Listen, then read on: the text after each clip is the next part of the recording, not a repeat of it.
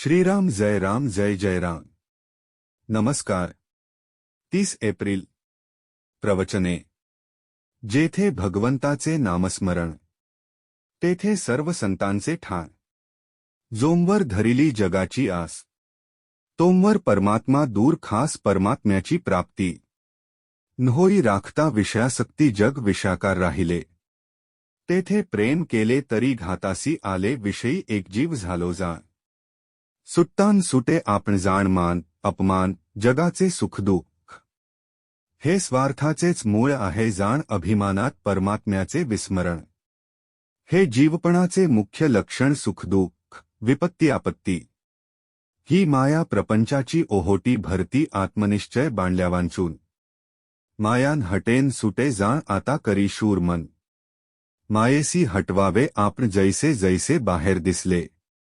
त्याचे बीज आपणाशीच उरले एच वस्तूची ओळखण जाण। पूर्ण होते समाधान ज्याच्यात मानावे मी सुख। त्याच्यातच उद्भवते दुःख नराचा होय नारायण। जर चुकला मार्ग जाण जेथे ठेवावी आस। त्याचे बनावे लागते दास देहतो पंचभूतांचा। त्याचा भरवसान मानावा फारसा मी तुम्हास सांगतो हित। दृश्यात ठेवावे चित्त दृश्य वस्तू नाशिवंत असते। भगवत कृपेने समाधान येते। परिस्थिती नसे बंधनास कारण।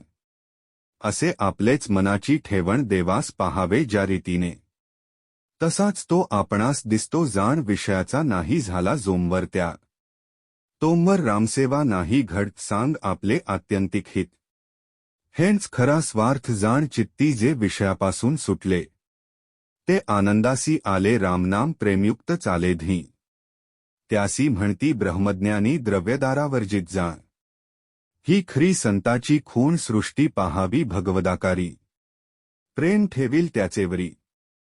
त्याला नाही दुसरी सरी आल्या गेल्यास द्यावे अन्नदान। मुखाने भगवंताचे नाम हृदयात रामाची प्रीती। यासच थोर म्हणती जीवनमुक्तीन धरावी जगाची आस। तोच होऊ पाहे रामदास नामात संत।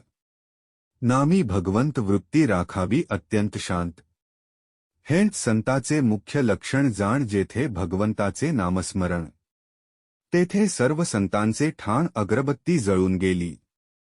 परी सुवासाने राहिली तैसे रामचरणी झाले जेली। तेच खरे जिवंत जाण संतचरणी झालाली। त्याला भाग्यास नाही दुजे उणे। संताची संगती भगवन नामाने साधते।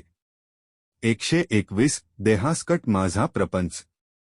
रामा केला तुला अर्पण ऐसे वाटत जावे चित्ती।